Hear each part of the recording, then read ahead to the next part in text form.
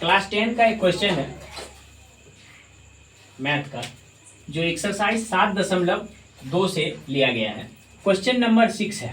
कहता है यदि बिंदु 1 2 4 वाई x 6 और 3 5 इसी क्रम में लेने पर एक समांतर चतुर्भुज की शीर्ष हो तो x और y का मान ज्ञात कीजिए।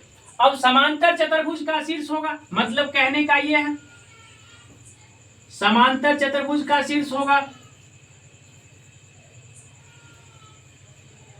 तो समांतर चतुर्भुज का मान लेते हैं बिंदु A है जिसका निर्देशांक जो है 1 और 2 दिया हुआ है। ये बिंदु B है जिसका निर्देशांक जो है 4 और y दिया हुआ है, और ये बिंदु C है जिसका निर्देशांक x और 6 दिया हुआ, और ये बिंदु D है जिसका निर्देशांक 3 और 5 दिया हुआ है। ये एक समांतर चतुर्भुज है। ये एक समांतर चतुर्भुज है। समांतर चतुर्भुज का जो है ये शीर्ष दिया हुआ है। समांतर चतुर्भुज का शीर्ष दिया हुआ है, तो हम लोग हल करेंगे। हम लोग जानते हैं कि समांतर चतुर्भुज का जो विकर्ण होता है, समांतर चतुर्भुज का विकर्ण होता है वो परस्पर समद्विभाजित करता है।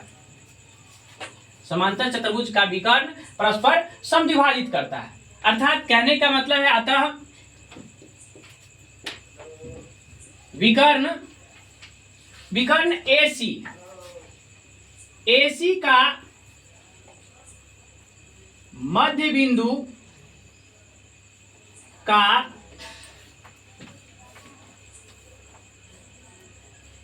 निर्देशांक बराबर होगा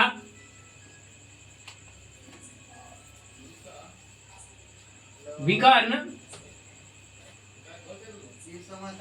BD का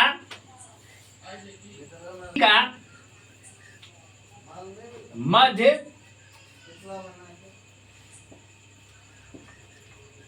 बिंदु का निर्देशांक।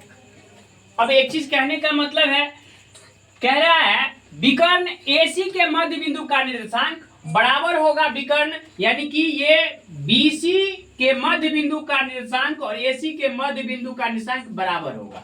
यानी कि AC का जो कोई बिंदु अगर यहाँ पर है P मान लेते हैं, तो बिंदु का जो निर्देशांक होगा वो B2 पर जो बिंदु आएगा वो दोनों बराबर होगा, क्योंकि ये आपस में समद्विभाजित करता है, अर्थात जो है मिड बिंदु पर क्या करता है, मध्य बिंदु पर प्रतिच्छेद करता है। अब यहां से हम लोग सॉल्व करेंगे। AC के मध्य बिंदु मतलब 1 + x/2 2 + 6/2 ये बराबर होगा 4 + 3/2 और y + 5/2। अब यहां पर देखिए x निर्देशांक को x निर्देशांक के बराबर करेंगे और y निर्देशांक को y निर्देशांक के बराबर करेंगे, यानी 1 + x/2 बराबर होगा 7/2। 4 और 3 7 होता है, अर्थात 2 से 2 कट जाएगा क्योंकि मल्टीप्लाई हो जाएगा। 1 + x बराबर 7, तो x बराबर 7 और ये इस साइड जाएगा तो -1, अर्थात x बराबर 6 होगा। अब ठीक इसी प्रकार से y निर्देशांक को y निर्देशांक के बराबर करेंगे, यानी कि 8/2 बराबर y + 5/2। 8/2 और y + 5/2 दोनों बराबर होगा, अर्थात y से y 2 से 2 कट गया, ये 8 + 8 = y + 5, y बराबर 8 - 5, इसलिए y बराबर 3। अर्थात इस बिंदु का निर्देशांक जो हुआ वो हो गया 6 और 3। इस बिंदु का निर्देशांक 6 और 3 हुआ, अर्थात x बराबर 6 और y बराबर 3। आप लोग इस वीडियो को ज्यादा से ज्यादा लाइक, शेयर और सब्सक्राइब करें।